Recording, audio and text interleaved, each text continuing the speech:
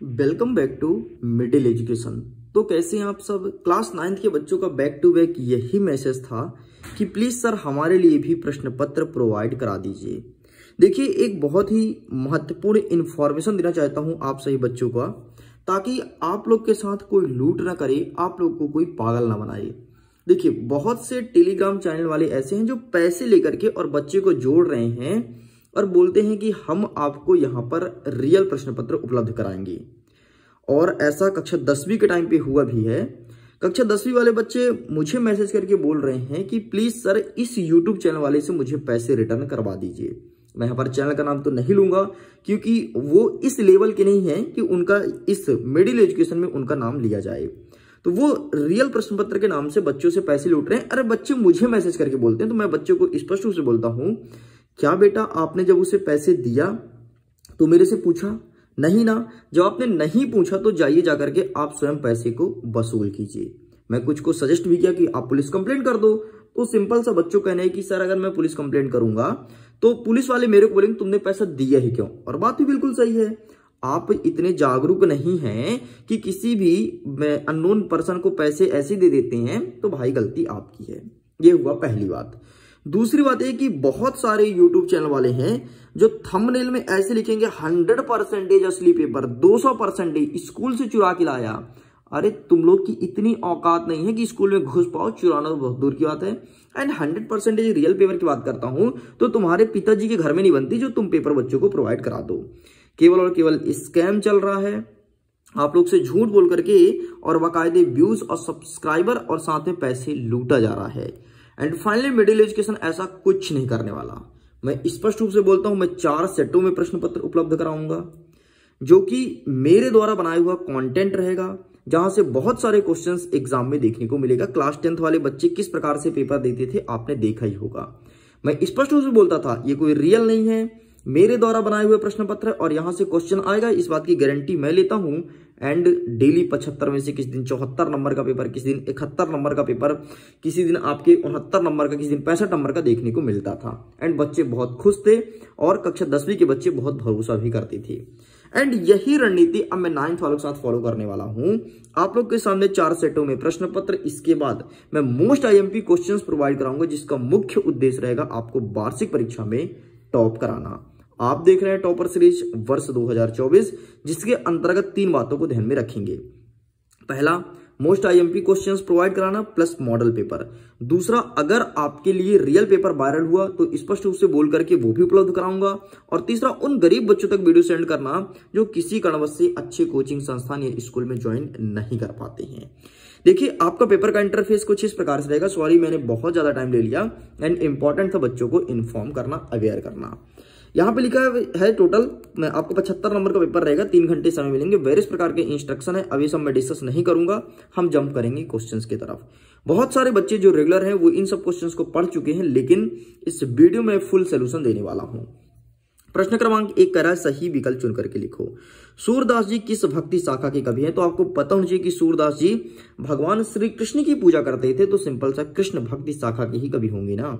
अगर यहीं पर तुलसीदास पूछे तो राम भक्ति में जाता, लेकिन सूरदास हमारे क्वेश्चन में है, तो इसका सही आंसर आपको कृष्ण भक्ति शाखा पे टिक करना है। नेक्स्ट, दूसरा नंबर, प्रेम वाटिका के रचनाकार कौन है? अब प्रेम वाटिका एक कवि है, एक कविता है, और उसके रचनाकार जायसी हैं, कबीरदास जी, मीरा या रसखान। तो इसका सही आंसर लगाना है ऑप्शन नंबर द, रसखान इस करेक्ट आंसर। इन्होंने प्रेम वाटिका को लिखी है। आगे बढ़ते हैं। तीसरा नंबर कहता है 2 वर्णों के मेल से उत्पन्न विकार को क्या कहते हैं? जब 2 वर्णों के मेल से कोई विकार उत्पन्न होता है उसे संधि कहते हैं। एंड यहाँ पर ऑप्शन है समास, संधि, व्यंजन या स्वर। तो इसका सही आंसर ऑप्शन नंबर बा, संधि को टिक करना है। आगे बढ़ते हैं। चौथा नंबर कहता है हिंदी साहित्य का स्वर्ण युग किसे माना गया है? हमारे ऑप्शंस कहते हैं रीतिकाल, वर्तमान काल, वीर गाथा काल या भक्ति काल। तो हिंदी साहित्य का स्वर्ण युग काल माना गया भक्ति काल को, क्योंकि इस टाइम पे जो रचनाएं होती थी बहुत ही धार्मिक प्रवृत्ति की और भगवान राम और कृष्ण के बारे में ज्यादातर रचना लिखी जाती थी, इसलिए इसे स्वर्ण युग माना गया है। मतलब एक परिवर्तन का काल था। इस टाइम के लोग बहुत ज्यादा भक्ति में लीन हुआ करते थे, चाहे कवि हो या फिर चाहे आम जनता।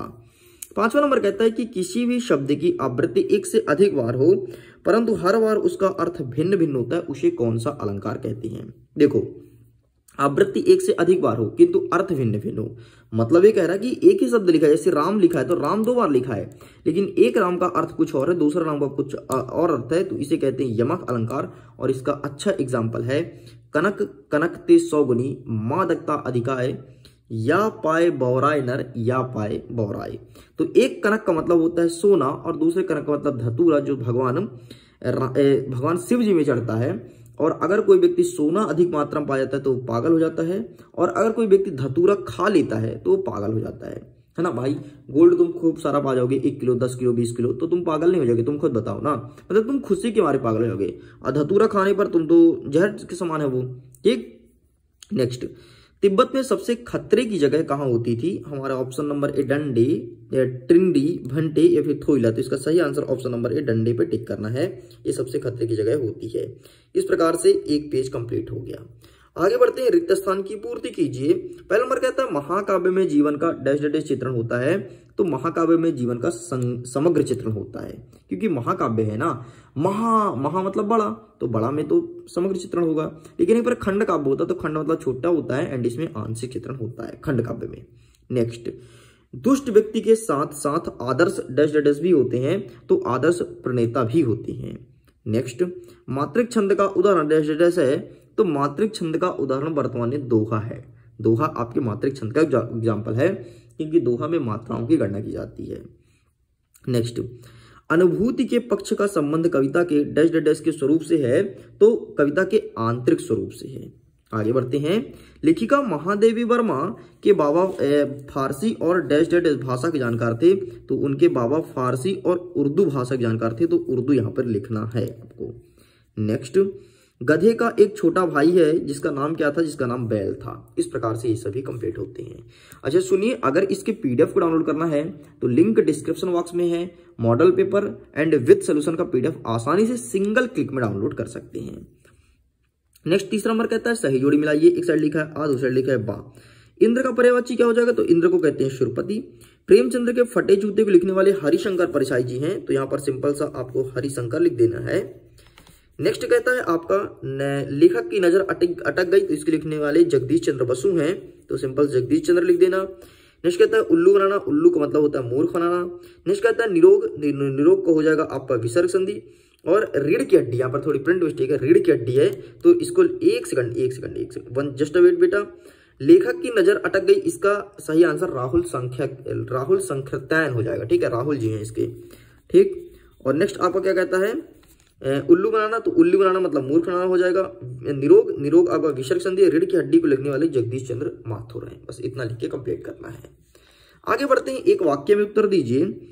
लेखक के अनुसार प्रेमचंद्र किसके साथ फोटो खिंचवा रहे थे? तो अपने पत्नी के साथ फोटो खिंचवा रहे थे। हिंदी का उपन्यास सम्राट किसे कहा जाता है? तो मुंशी प्रेमचंद्र को कहा जाता है। एमपी बोर्ड का पसंदीदा क्वेश्चन है, हर साल रिपीट करता है। नेक्स्ट, चरण सरोज पखारन लागे में कौन सा अलंकार है? तो चरण सरोज पखारन लागे में रूपक अलंकार है। नेक्स्ट, मनुष्य ईश्वर को कहां कहां ढूंढता फिरता है? तो मनुष्य ईश्वर को मंदिर में, मस्जिद में, गुरुद्वारा में, हर जगह ढूंढता फिरता है। बालू के सांपों में कौन सा अलंकार है? तो इसमें उपमा अलंकार है, क्योंकि बालू के सांपों मतलब सांपों की तुलना बालू से की गई है, तो उपमा अलंकार कहलाता है। जब किसी चीज की तुलना किसी से की जाती है वहां पर उपमा अलंकार होता है। जैसे मैं बोलूं तुम तो गऊ के समान हो, गऊ के समान हो, इसका मतलब ये नहीं कि तुम गाय हो, तुम्हारे 4 थन हैं, तुम्हारे 4 पैर हैं, तुम दूध देते हो, ऐसा नहीं है। तुम गऊ के समान हो, इसका मतलब ये है कि आपका चरित्र गऊ के समान है, मतलब बहुत अच्छे व्यक्ति हो। नेक्स्ट, टीला खड़ा होना मुहावरे का अर्थ क्या होता है? तो टीला खड़ा होना का मतलब होता है चोट होना, ये चोट करना, ये चोट पहुंचाना। चोट मतलब नहीं जानते हो, घाव वाव, बस ये लिख के कंप्लीट करना है। आगे बढ़ते हैं, सत्य और असत्य बताइए। राम स्वरूप की पत्नी का नाम प्रेमा था। हाँ जी, बिल्कुल सही है। झूरी बैल को देखकर गदगद हो गया था। बिल्कुल सत्य है। मोटाई में ई प्रत्यय लगा हुआ है, मोटाई, ई वे शब्द जो शब्द पीछे लगते हैं उसे प्रत्यय कहते हैं। एंड फाइनली ई बिल्कुल सही है। ठीक, ये आपका सही हो जाएगा। नेक्स्ट कहता है अड़ियल शब्द का अर्थ हठी होता है। हाँ जी, बिल्कुल सत्य है। छंद को पढ़ने का प्रवाह लय गति कहलाता है। बिल्कुल सत्य है। छंद को पढ़ा जाता है, लय, ताल, तुक ऐसे पढ़ते हैं, और ऐसे जिस भी चीज को पढ़ते हैं उसे छंद ही कहा जाता है। नेक्स्ट, राम भक्ति शाखा के कवि सूरदास जी हैं। राम भक्ति शाखा के नहीं, सूरदास जी तो कृष्ण के बारे में लिखते थे ना, याद होगा, सूरदास जी, मीरा, ये सब कृष्ण भक्ति शाखा के कवि हैं। अरे सिंपल से यार, जो इसके बारे में लिखता था, तुम सूरदास के बारे में पढ़े होगे, ये लिखते थे कागा के हाथ बड़े सजनी हरि हाथ सुले गए माखन रोटी, है ना। ये सूरदास जी लिखते थे कि कौवा के हाथ बड़ी सजनी है कि भगवान श्री कृष्ण के हाथ से माखन रोटी छीन करके ले गई। ठीक, चलिए भाई, अब यहां से आपके 2 नंबर के क्वेश्चंस स्टार्ट होते हैं। बढ़िया इत्मीनान से आराम समझना, तुरंत रटाऊंगा, टेंशन की कोई बात नहीं है। 6वां नंबर कहता है हथकड़ी को गहना क्यों कहा जाता है। तो सिंपल सा, हथकड़ी अपराधी को बांधने का कार्य करता है, इसलिए हथकड़ी को गहना कहा गया है। लेकिन सुनो, इसका एग्जाम्पल आंसर कैसे लिखेंगे। जो हथकड़ियां होती हैं वो तो अपराधियों को बांधने का कार्य करती है, लेकिन स्वतंत्रता क्रांतिकारियों के लिए गहने से कम नहीं है, क्योंकि उन्होंने देश को आजाद कराने के लिए इसे पहनी थी। इतना लिखना है। नेक्स्ट, अरहर और सनई की खेत कवि को कैसे दिखाई देते हैं। तो अरहर और सनई के खेतों को देखकर कवि को ऐसा लगता है कि मानो धरती ने अपनी कमर पर सुनहरे रंग की घुंघरियों वाली करधन पहनी है।